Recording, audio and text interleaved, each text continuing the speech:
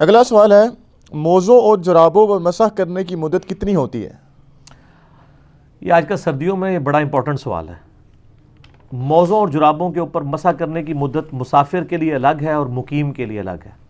جو مقیم ہے نا، جو یعنی رہائشی ہے کسی علاقے کا، تو اس کو صحیح مسلم کے اندر حدیث ہے، اوپر تلے 4 حدیث ہیں، 639 640 41 42۔ سیدہ عائشہ کے پاس ایک تابعی آتا ہے اور کہتا ہے کہ بتائیں کہ نبی علیہ السلام نے موزوں کے اوپر مسح کی مدت کیا مقرر کی تھی؟ یہ چمڑے کے جو موزے ہوتے ہیں، اسے خفین کہتے ہیں عربی میں، اور جو جرابیں والے جو موزے ہیں ان کو ہم جرابین کہتے ہیں عربی میں۔ یہ دونوں سنت ہے، جیسے پگڑی الگ سے سنت ہے، ٹوپی الگ سے سنت ہے۔ تو سیدہ عائشہ نے کہا کہ تم علی ابن ابی طالب کے پاس جاؤ، ان کا وقت نبی علیہ السلام کے ساتھ زیادہ گزرتا تھا سفر و حضر میں، وہ تمہیں مدت بتائیں گے۔ اچھا، اس حدیث سے یہ بات پتہ چلی کہ سیدہ عائشہ جو سینکڑوں صحابہ کی استاد ہیں، ان کو بھی کسی مسئلے کے اندر ایشو ہوتا تھا تو مولا علی سے پوچھتی تھی۔ ایک تو یہ پتہ چلا، دوسرا ان کے الفاظ دیکھیں کہ مولا علی کو مجھ سے زیادہ قرب حاصل تھا نبی علیہ السلام کا سفر و حضر میں، حالانکہ بیوی سے زیادہ تو کوئی قریب ہی نہیں ہوتا، لیکن ان کی بات ٹھیک تھی، کیونکہ نبی علیہ السلام کی تو ایک وقت میں 9 بیویاں تھیں، ٹوٹل 11۔ آپ ساری بیویوں کو سفر میں نہیں لے کے جاتے تھے، قرعہ اندازی کرتے تھے، کبھی کسی بیوی کا نام نکل آتا تھا، کبھی کسی کا، جیسا کہ وہ سیدہ عائشہ پہ جو افک والا مسئلہ ہوا تھا، جو تہمت لگی تھی برائی کی، اس میں سیدہ عائشہ ساتھ تھی۔ صلح حدیبیہ کے موقع پہ ام سلمہ ساتھ تھی، ہر موقع پہ ڈیفرنٹ بیوی کے نام قرعہ نکلتا تھا، لیکن سیدنا علی تو ہر سفر میں حضور کے ساتھ ہوتے تھے، سوائے ایک سفر کے جو تبوک کا سفر تھا۔ بخاری مسلم میں آتا ہے تو رو پڑے، آپ فرمایا تو اس پہ خوش نہیں ہے کہ تیری میرے ساتھ وہی نسبت ہے جو ہارون کی موسیٰ کے ساتھ، مگر میرے بعد کوئی نبی نہیں۔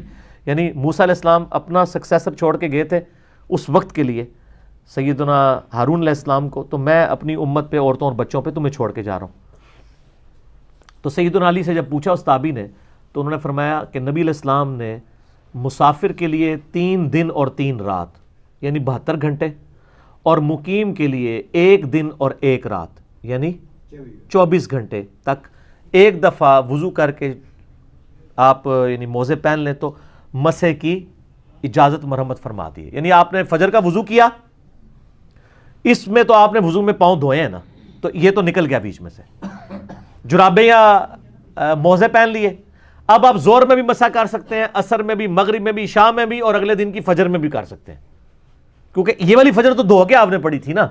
پریکٹیکلی تو 24 گھنٹے کیسے پورے ہوں گے؟ یعنی وہ 5 نمازوں تک ہے کہ زور، عصر، مغرب، عشاء اور اگلی فجر۔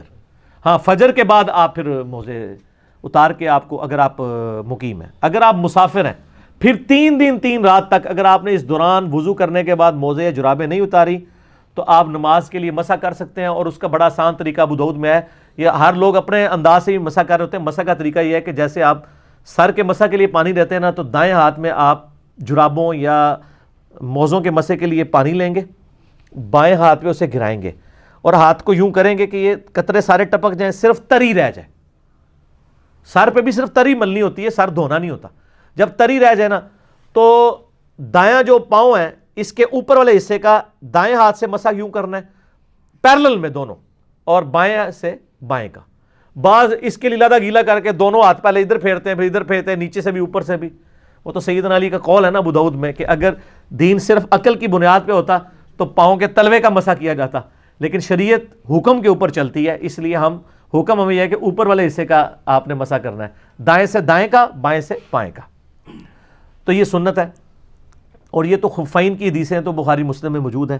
صحیح مسلم میں ایک حدیث ہے، حضرت مغیرہ ابن شعبہ رضی اللہ تعالیٰ عنہ کہتے ہیں کہ غزوہ تبوک میں نبی علیہ السلام کے ساتھ تھا، ایک موقع پہ میں نے آپ کو وضو کروایا، تو جب میں آپ صلی اللہ علیہ وسلم نے ایک کرتا پہنا ہوا تھا جس کی آستین بڑی تنگ تھی، یعنی ایسے اوپر نہیں ہو سکتی تھی، تو آپ نے اپنی وہ کرتا اتارا یوں کر کے، اور یہاں سے نا یہ بٹن کھول کے یہاں سے بازو نکال کے نا تو وہ دھوئے، اور پھر یہاں پہ بھی بعض کا لوگوں کا تنگ ہوتا ہے نا، تو وہ اتنا ہی دھو لیتے ہیں ایسے کر کے، نہیں سر یہ کونیوں سمیت دھونا ہوتا ہے۔ اور کہتے ہیں جب نبی علیہ السلام کے پاؤں دھونے کی باری آئی تو میں آپ کے موزے اتارنے لگا، تو آپ نے فرمایا کہ اس کو چھوڑ دو، میں نے ان کو پاکی کی حالت میں پہنا تھا، تو آپ نے موزوں کے اوپر یوں مسح کیا۔ یہ مسلم شریف میں حدیث ہے۔ تو مشکات کی پہلی جلد میں یہ ساری حدیث آپ کو مل جائیں گی.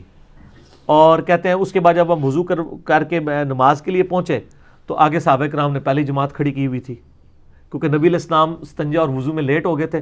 صحابہ کرام یہ سمجھے کہ بھئی نماز ہماری عصر کی نماز تھی, قضا نہ ہو جائے, تو مشورہ کر کے انہوں نے عبد الرحمن بن عوف کو مصلی پہ آگے کر دیا. عبد الرحمن بن عوف جو ہے وہ نماز پڑھانا شروع ہو گئے. ایک رکعت ہوگی, نبی علیہ السلام آگے, صحیح مسلم شریف کی حدیث ہے. تو نبی صلی اللہ علیہ وآلہ وسلم کی آمد کی جب صحابہ کو اندازہ ہوا تو انہوں نے نا تصفیق کرنا شروع کر دی, یوں ایسے, یعنی اشارہ کرنا شروع کر دیا تالی کی آواز سے پتہ چل جائے. حالانکہ بخاری مسلم میں حدیث ہے کہ یہ تصفیق عورتیں کریں گی کیونکہ عورت کی آواز کا پردہ ہے, مردوں نے سبحان اللہ کہہ کے امام کو غلطی پر اطلاع دینی ہے. تو عبد الرحمن بن عوف نے مصلی چھوڑ دیا, نبی علیہ السلام نے فرمایا کہ اپنے مصلی پہ ہی رہو, اشارہ کیا, وہ نماز پڑھاتے رہے. اس طرح کا واقعہ بخاری مسلم میں حضرت ابوبکر کے لیے آتا ہے, تو ان کو بھی نبی علیہ السلام نے کہا مصلی پہ رہو, لیکن وہ نہیں رہے تھے, وہ پیچھے آ گئے. نبی علیہ السلام پھر مصلی پہ گئے, نماز پڑھائی. بعد میں آپ نے فرمایا تمہیں حکم دیا تھا, تو انہوں نے کہا ابو قحافہ کے بیٹے کی کیا مجال کہ رسول اللہ تشریف لے آئیں اور وہ مصلی پہ کھڑا رہے. پھر ابو بکر تو ابو بکر ہے نا جی, ابو بکر کی جگہ کون لے سکتا ہے. عبد الرحمن بن عوف کو جب نبی علیہ السلام نے اشارہ کیا تو انہوں نے بھی صحیح کام کیا, انہوں نے نبی علیہ السلام کا حکم مان لیا, تو وہ نماز پڑھاتے رہے. نبی علیہ السلام کی ایک رکعت رہ گئی تھی, تو حضرت مغیرہ ابن شعبہ کہتے ہیں جب عبد الرحمن بن عوف نے سلام پھیرا تو میں نے اور نبی علیہ السلام نے کھڑے ہو کے اپنی ایک رکعت کو پورا کیا. یہ پوری, اسی پہ میرا ایک کلپ بھی ہے کہ نبی علیہ السلام نے کس صحابی کے پیچھے نماز پڑھی. دنیا میں ایک ہی شخص ہے جس کے پیچھے نبی علیہ السلام نے نماز پڑھی ہے, بلکہ دنیا نہیں سر, اس کائنات میں ایک ہی شخص ایسا ہے جس کے پیچھے کسی نبی نے نماز پڑھی ہو, اور وہ عبد الرحمن بن عوف ہے رضی اللہ تعالیٰ عنہ. حضرت ابوبکر نے تو مصلی چھوڑ دیا تھا, اس لیے ان کے پیچھے نماز نہیں پڑھی, آپ نے خود آ کے مصلی سنبھال لیا. تو یہ ایک ایسا اعزاز ہے جو کسی صحابی کو حاصل نہیں ہے, تو اس میں بھی موجود ہے. پھر جامعہ ترمذی کے اندر آپ کو ایک پورا چیپٹر ملے گا جورابین پہ مسا. اب یہ کیا کرتے ہیں, کہتے ہیں موزے چمڑے کے ہونے چاہیے, چمڑے کے ہونے چاہیے. وہ چمڑے والی حدیثیں لادا ہے, جرابوں والی لادا ہے. یہ جورب تو لفظ ہی عربی کا ہے, آپ جا کے عربی ڈکشنری میں لکھے جورب کہتے ہیں کپڑے یا اون کا ایسی چیز جو پاؤں پہ پہنی جاتی ہے, چمڑے کی ہونی ضروری نہیں ہے. البتہ امام ترمذی نے لکھا ہے کہ وہ جراب موٹی ہونی چاہیے جس سے جسم باہر نہیں ڈھلکے. ہماری جتنی جرابیں یہ موٹی ہوتی ہیں, باریک جراب تو ہم کوئی پہنتے ہیں, وہ عورتیں گرمیوں میں شاید کوئی پہنتی ہیں جس میں جسم نظر آتا ہے, کیونکہ اصل مقصد تو یہ ہے نا کہ جسم ڈھانپا جائے. جو مسلم شریف میں حدیث ہے قرب قیامت میں عورتیں ایسا لباس پہنیں گی کہ جسم ننگی نظر آئیں گی. تو جسم ڈھانپنا ہوتا ہے نا مقصد, پاؤں کی سردی ڈھانپنے کا مقصد ہے نا کہ آپ موٹی جراب ہی پہنے. تو ہماری یہ جرابیں جتنی ہوتی ہیں نا چائنا کی یا پاکستانی, یہ موٹی ہیں, اور ان کے اوپر اگر آپ تری والا ہاتھ رکھیں نا تو پاؤں گیلے نہیں ہوتے. ٹھنڈک ضرور محسوس ہوتی ہے لیکن گیلے نہیں ہوتے ہیں, ٹھیک ہے. اور تری آپ نے وہ بھگو کے نہیں کرنی, میں نے بتایا وہ پوری صرف گیلا ہاتھ رکھنا ہے. اس کی حدیثیں ترمذی میں لادا سے ہیں, اور امام ترمذی نے اس حدیث کو حسن صحیح بھی کہا ہے. اگرچہ ہمارے نزدیک وہ روایت کمزور ہے سفیان ثوری کی تدریس کی وجہ سے, لیکن امام ترمذی اس حدیث کو صحیح سمجھتے ہیں. البتہ ہمارے پاس مصنف ابن ابی شیبہ میں 5 صحابہ سے موجود ہے کہ جرابوں پر مسح پہ اجماع ہے صحابہ کا. اور آپ کو مزے کی بات بتاؤں, یہ حدیث ابو داؤد میں بھی آتی ہے. جو دیوبندیوں کی ابو داؤد ہے نا, اس میں انہوں نے نا لکھ دیا ہے کہ ہم بھی جرابوں پہ مسح کے قائل ہیں, لیکن پبلک کو کہانی وہی کرائی ہوئی ہے کہ بغلوں میں بت رکھ کے آتے تھے, رفع الیدین ہوتا تھا. پبلک کو جرابوں والے کو دیکھ لیں تو کوئی جاہل بندہ بھی ہو کہتا ہے نہ ہوتے نہیں ہوتا جی مسا, تو اس کو پوچھو بھی کدھر لکھا ہے, تو پتہ نہیں انہوں نے بھی بزرگوں کو نہیں سنا ہے. بزرگ فرماتے ہیں تو بزرگ فرما کے لکھ کے ٹوڑ گئے جے.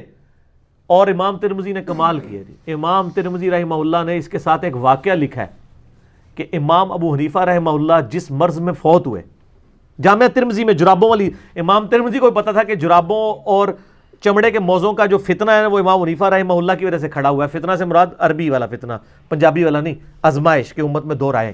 تو امام ترمذی نے واقعہ لکھا ہے باقاعدہ کہ امام حنیفہ جس مرض میں فوت ہوئے, مرنے سے 1 ہفتہ پہلے انہوں نے اپنے پاؤں پہ جرابیں چڑھائیں یہی والی, اور پھر ان پہ مسح کیا, اور فرمایا کہ میں نے آج وہ کام کیا جو آج سے پہلے کبھی نہیں کیا.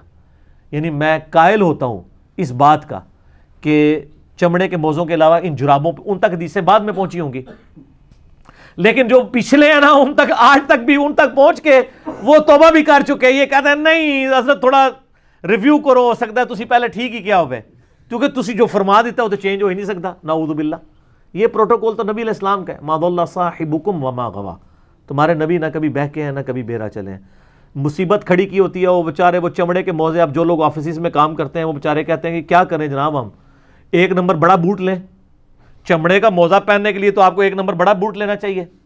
ٹھیک ہے جی, بڑی مصیبت انہوں نے لوگوں کے لیے. میرے بھی پاؤں مطلب سردیوں میں خراب ہو جاتے تھے, مجھے تو اللہ کا شکر ہے میں نے تو کلپ بھی آپ یوٹیوب پہ میرا کلپ دیکھیں, جرابوں پر مسح اور امام حنیفہ کا رجوع, اس میں میں نے باقاعدہ وہ جے پی جیز میں وہ ایچ ڈی کیمرے میں وہ حدیثیں دکھائی ہیں.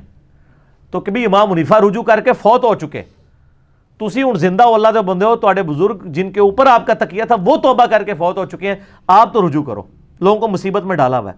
اب آفیسز میں لوگ جاب کرتے ہیں تو وہ کہتے ہیں اب چمڑے کے موزے لیں تو ایک نمبر بڑا بوٹ لیں گے, پھر گرمیوں میں کیا کریں گے, گرمیوں کے علیحدہ بوٹ لیں گے.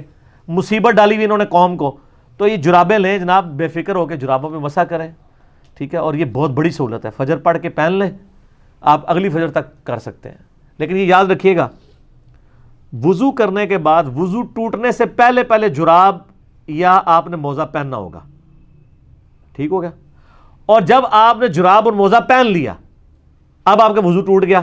اب آپ اگلے وضو میں پاؤں نہیں دھوئیں گے بلکہ مسح کریں گے جس طریقے سے میں نے بتایا. لیکن اس دوران جراب یا موزہ اتار نہیں سکتے. ایک بندہ جراب چڑھا لے, اس کے بعد جرابیں اتار دے, جیسے ہی جراب اتاریں گے نا پھر زیرو ہو جائے گا کام. نا پھر نہیں آگے چل سکتا کام, کیونکہ جراب اتارتا ہی نا وہ وضو, اور آپ کا وہ والا وضو گیا جو جراب کے اوپر قائم تھا. اگر آپ نے مسح کیا ہوا ہے نا اس پہ, تو جراب اتارتا ہی وہ والا وضو ختم. اب آپ دوبارہ دھوئیں گے. اچھا آپ کو بتاؤں, حنفیوں نے ایک اور مسئلہ نکالا ہوا ہے. ان کے نزدیک یہ ہے کہ آپ جو موزے ہیں نا وہ خالی پاؤں دھو کے بھی پہن سکتے ہیں. پتہ ہے آپ کو سر اسی تے پیتو نا, یہ فقہ حنفی کا بنیادی مسئلہ ہے کہ آپ صرف پاؤں دھوئیں, جرابیں پہن لیں, پورا وضو کرنے کی ضرورت نہیں. اور جب وضو آئے تو آپ مسح کر لیں. یہ انہوں نے غلط کرالری کیوں نکالی؟ ان کے نزدیک جو اعضائے وضو کی ترتیب ہے نا, نہ یہ ضروری ہے اور نہ ان کا متواتر ہونا ضروری ہے. وہ کہتے ہیں آپ اگر آدھا گھنٹہ پہلے وضو میں چہرہ دھوئیں, آدھے گھنٹے بعد جا کے کونیے دھوئیں, اس سے آدھے گھنٹے بعد جا کے مسح کریں, اور 2 گھنٹے بعد پاؤں دھوئیں, اس دوران آپ کا وضو نہ ٹوٹے تو آپ کا وضو ٹھیک ہے. اور ترتیب میں ویسے تو یہ شیعہ کو کہتے ہیں نا, وہ بھی جھوٹ بولا ہے, شیعہ پہلے پاؤں دھوتے ہیں. شیعہ پاؤں پہلے نہیں دھوتے ہیں, وہ ویسے مٹی صاف کر رہے ہوتے ہیں, وہ بھی چہرے سے ہی وضو شروع کرتے ہیں, پاؤں پہ اینڈ پہ مسح کرتے ہیں. وہ تو میں نے بتایا مصنف ابن ابی شیبہ میں اکرمہ جو تھے ابن عباس کے شاگرد, وہ بھی پاؤں پہ مسح کے قائل تھے. تسی جراباں دے مسح دی گل کر رہے ہو, اسی بغیر جراباں دے بھی مسح دے قائل ہاں. ٹھیک ہے نا جی, تسی جراباں دے موزے نوں پہ روندے ہو. تو وہ اس میں ان کے نزدیک یہ ہے کہ اگر کوئی پاؤں وضو میں پہلے دھو لے, چہرہ بعد میں دھو لے, مسح, یہ سر فقہ حنفی مجھ سے زیادہ نہیں کوئی جانتا, میں تو یہ ساری چیزیں پڑھاتا رہا ہوں. ٹھیک ہے نا, اللہ تعالیٰ مجھے معاف کرے. آمین تو کہہ دو یار, ہس دے ہو تسی, منو نہیں معافی دی ضرورت. ٹھیک ہے, اگرچہ میں معافی ایک شعر کے انداز میں مانگتا رہتا ہوں کہ نہ میں وہابی نہ میں بھابی, میں ہوں مسلم علمی کتابی. اس میں میرے ایک رجوع بھی ہوتا ہے. لوگ تو اپنی غلطی کے اوپر رجوع کرتے ہوئے ڈرتے ہیں, ہم تو خوشی محسوس کرتے ہیں کہ شکر اللہ نے ہدایت دے دی ہے. تو ان میں یہ موجود ہے کہ آپ, لیکن حدیث میں یہ ہے کہ آپ نے وضو کر کے پہننا ہے. ٹھیک ہے, اور دوسری طرف بخاری مسلم میں حدیث موجود ہے کہ نبی علیہ السلام موزوں پر اور پگڑی پر مسح کرتے تھے. ہم ادھر حنفیوں سے پوچھتے ہیں یہ پگڑی آپ نے چمڑے کی پہنی ہوتی تھی یا کپڑے کی؟ سر سوال ہے نا. یہ تو کہتے ہیں نہیں جی آپ اگر جراب بھی پہنے تو اتنے کلومیٹر تک آپ ننگے پاؤں چل سکتے ہو, پھٹے نہ. یہ ساری شرائط جو آپ کہانیاں کراتے ہیں پگڑی پہ کر سکتے ہیں.